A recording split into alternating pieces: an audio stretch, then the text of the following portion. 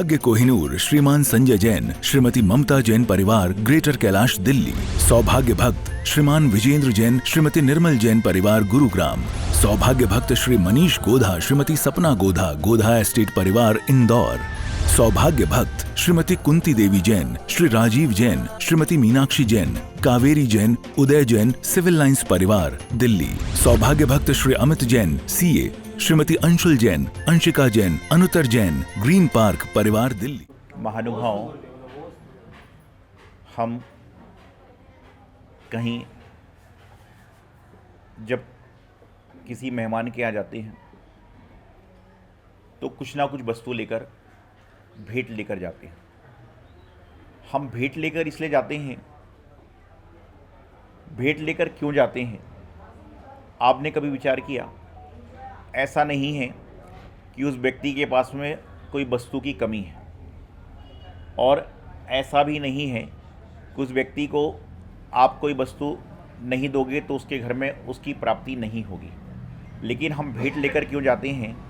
इससे हमारा शिष्टाचार का परिपालन होता है कि हम जब कहीं जाएं तो वहाँ पर कुछ ना कुछ लेकर जाएं। क्यों लेकर जाएं? जिससे कि हमें हमारे शिष्टाचार का पालन हो, हमारे द्वारा जो आपसी में प्रेम है, सौहार्द है, उसका वातावरण बना रहे। आज मैं अक्सर एक बात कहता हूँ कि आप जब किसी व्यक्ति के पास कुछ लेकर जाते हो तो आप ये मान के चलना कि वह व्यक्ति भी जब आपके पास में आएगा तो कुछ ना कुछ लेकर आएगा ही। चाहे वह बोली हो, चाहे वह गोली हो, चाहे वह बंदूक हो, चाहे संदूक हो।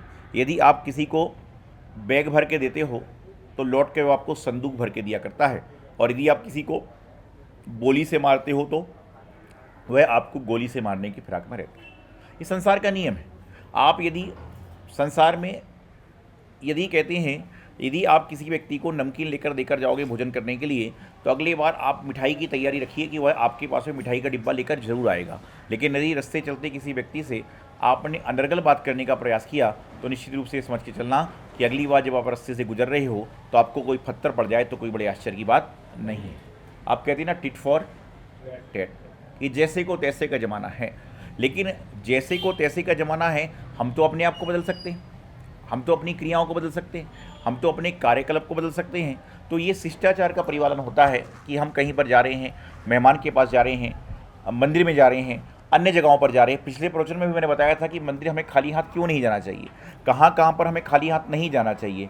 इन सब बातों पर आप विचार करोगे तो आप पाओगे कि हम लोग बहुत सारी जगह ऐसी है जहाँ पर लोग व्यर्थ में ही चले जाते हैं और उसका परिणाम कुछ भी नहीं होता।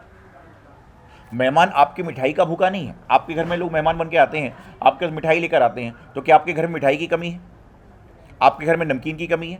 आपके यहाँ भोजन की कमी है? आपके यहाँ भोजन की कमी नहीं, मिठाई की कमी नहीं, नमकीन की कमी नहीं। यदि आपके घर में कमी है तो मात्र और मात्र भजन की कमी है। क्या है? भजन की कमी है।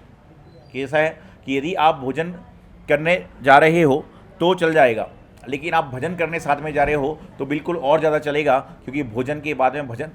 आजकल सिस्टम हो गया, पहले भोजन करो फिर भजन करो। और कई जगह लोग क्या करते हैं, पहले भजन करते हैं और बाद में भोजन करते हैं। वैसे तो कहावत है, भूखे पेट ना होत, मतलब भूखे पेट ना होत भजन गोपाला, कि यदि भूखे पेट रहेंगे तो भजन नहीं होता। तो हमें इस बात का विशेष ध्यान रखना है कि हमारे द्वारा भूखा पेट है कोई बात नहीं, आज भूखा है कल तो भरा था। ऐसे बहुत सारे लोग हैं जो तो 2 दिन से भोजन नहीं कर पा रहे। ऐसे बहुत सारे प्राणी हैं जिनको कई हफ्तों से भोजन नहीं मिल रहा है, लेकिन उसके बाद भी वह क्या करते, अपना कर्तव्य नहीं छोड़ते। पहले कहते थे कि प्रातः काल में यदि गांव में जब घड़ियाँ नहीं होती थी तो आदमी कैसे उठता था? मुर्गे की आवाज़ से।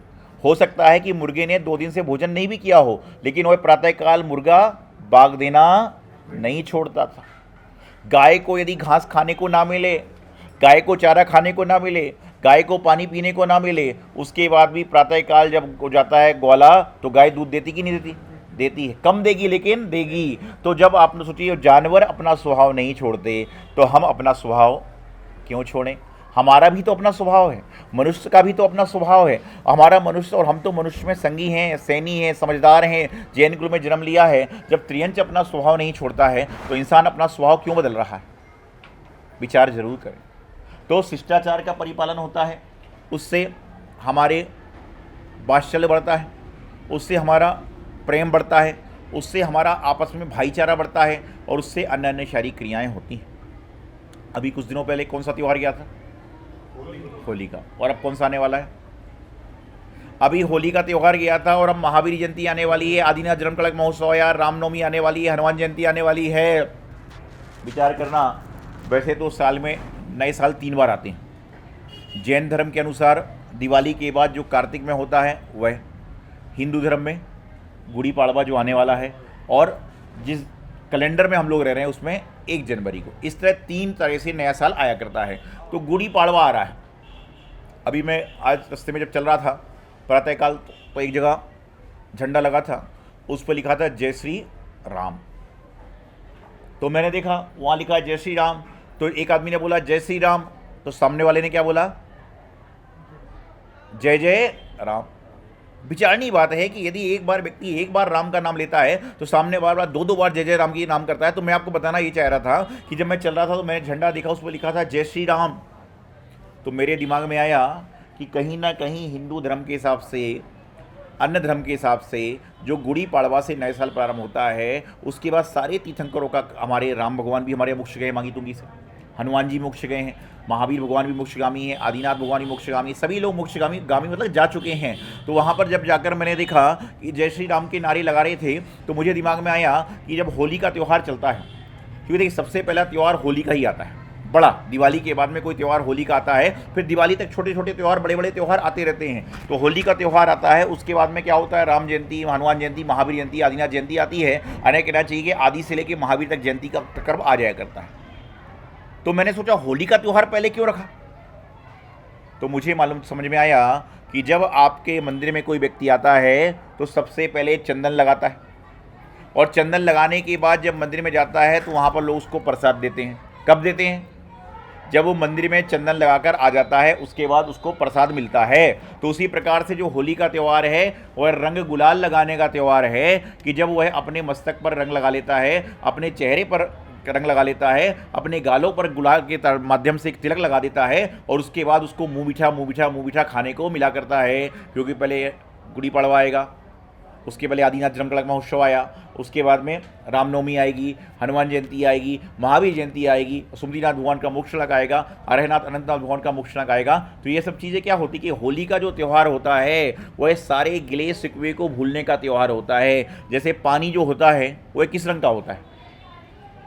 जल जो होता है वह किस रंग का होता है? पता है किसी को? जल जो होता है उसका कोई रंग नहीं होता, लेकिन जल में जो रंग मिल जाता है जल उसी रंग का हो जाया करता है। इसी प्रकार से इंसान को भी होना चाहिए कि जहां पर वातावरण है उसी तरह से हम रहने का प्रयास तो करें। एक बार एक घर में नई नई बहू आई, तो सासू ने सोचा कि चलो बहू आई है, मैं उसको भेज देती हूँ, मैं नहीं जाती हूँ, आगे घर की व्यवस्था भी तो संभालना है। तो वहाँ पर उत्सव चल रहा था, ढोल मजीरे बज रहे थे, वो रोने लगी। सासू ने सोचा कोई बात नहीं, पहली बार है। अगले बार किसी के मरण में भेजा, वो हंसने लगी। तो उससे बोला पता नहीं क्या बात है। तो इसके बाद में जब सारी बातें चलती रही तो सासू ने कहा आपको पता नहीं है कि कहाँ हंसना चाहिए कहाँ रोना चाहिए? बोले नहीं। बोले मुझे सिखाया ही नहीं गया। तो सासू ने उसको कहा कि जहाँ पर लोग हंस रहे हों वहाँ पर हंसना चाहिए, और जहाँ पर लोग रो रहे हों वहाँ पर रोना चाहिए। इतनी बात सासू ने बहू को सिखा दी। 8-10 दिन बाद, 15-20 दिन बाद, महीने भर बाद ये हुआ कि घर में कुछ घटना घट गई। और मैं अक्सर एक बात कहता हूँ कि यदि आपके घर में, आज से 25 साल पुरानी वाली बात बताता हूँ, कि आपके घर में 25 साल पहले यदि कांच का गिलास घर के अंदर टूट जाए और आवाज़ ना आए तो समझ के चलना कि गिलास सास के हाथ से गिरा होगा।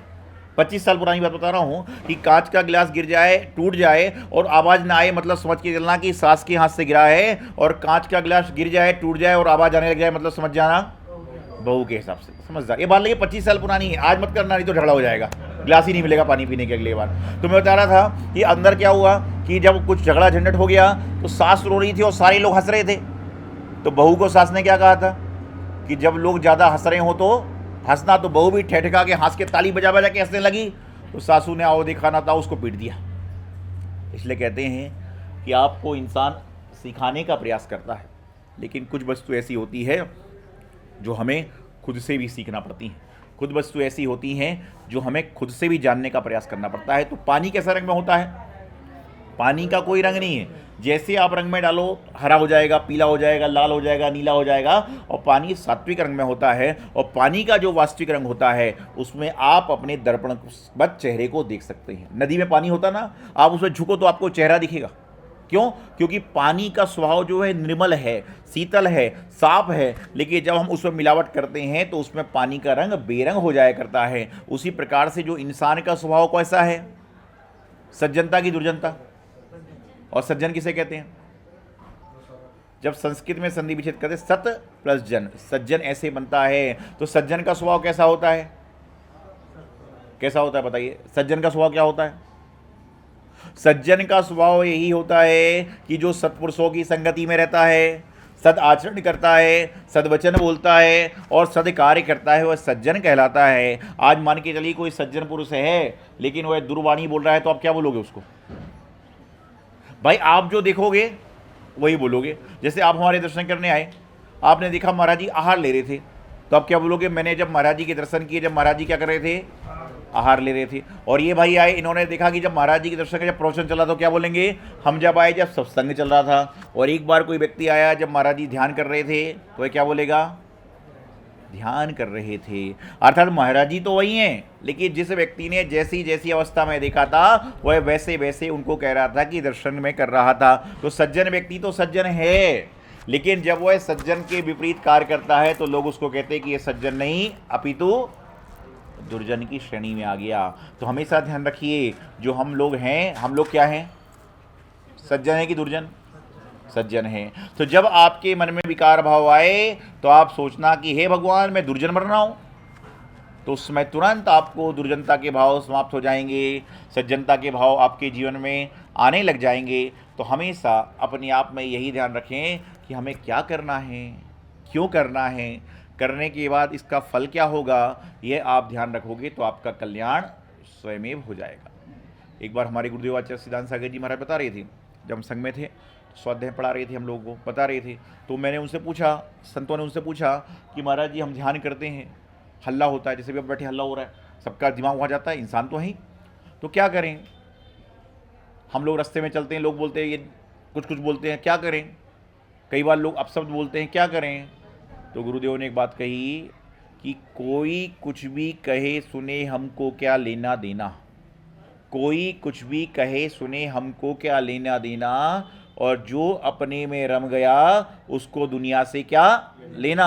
कि कोई कुछ भी कहे सुने, कहते ही रहे, चलता रहे, चलने से क्या मतलब है? वो तो अपना बोल रहा है, हम चल रहे हैं, और हम यदि सुनने लगे तो क्या होगा? वो दो चार बात फालतू और करेगा और करेगा। इससे भैया एक बात सुन के निकल लो जिसमें फ़ायदा है, नहीं तो क्या होगा? जब वो दो बात करेगा, दो बात हम करेंगे, और दो और दो चार होंगी, तो चार के बाद में सीधी 16 होंगी, 16 के बाद 64 होंगी, 64 के बाद 128 होंगी। ये शिक्षक विधान में आगे बढ़ते ऐसी बातें बढ़ने लग जाएंगी। और शिक्षक विधान तो 8वें दिन समाप्त हो जाता है, लेकिन बातें 80 साल तक समाप्त नहीं होती। इसलिए कहा जाता है कि गोली का, तलवार का घाव तो भर सकता है, लेकिन बोली का घाव कभी नहीं भरता। इसलिए अपने जीवन में हमेशा सज्जनता लाने का प्रयास करें। पानी का जो स्वभाव है, जब वह अपने स्वभाव में रहता है तो उसमें विकार नहीं होता, और जब विकार में आ जाता है तो उसके बाद में सारा का सारा कार्य यहाँ पर होता है। तो अपने जीवन का कल्याण करने का प्रयास करें और अपना मोक्ष मार्ग को करें। यही मंगल शुभ भावना आचार्य गुरुदेव सिद्धांत सागर जी महाराज की जय। बोलो बालों की आचार्य श्री सौभाग्य सागर जी गुरुदेव की।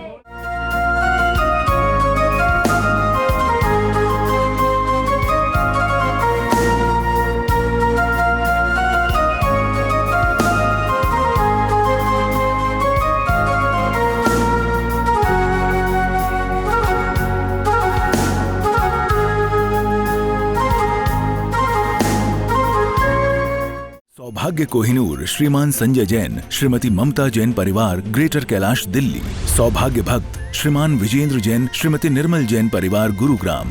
सौभाग्य भक्त श्री मनीष गोधा श्रीमती सपना गोधा गोधा एस्टेट परिवार इंदौर। सौभाग्य भक्त श्रीमती कुंती देवी जैन श्री राजीव जैन श्रीमती मीनाक्षी जैन कावेरी जैन उदय जैन सिविल लाइंस परिवार दिल्ली। सौभाग्य भक्त Shri Amit Jain CA Shrimati Anshul Jain Anshika Jain Anuttar Jain green park परिवार दिल्ली।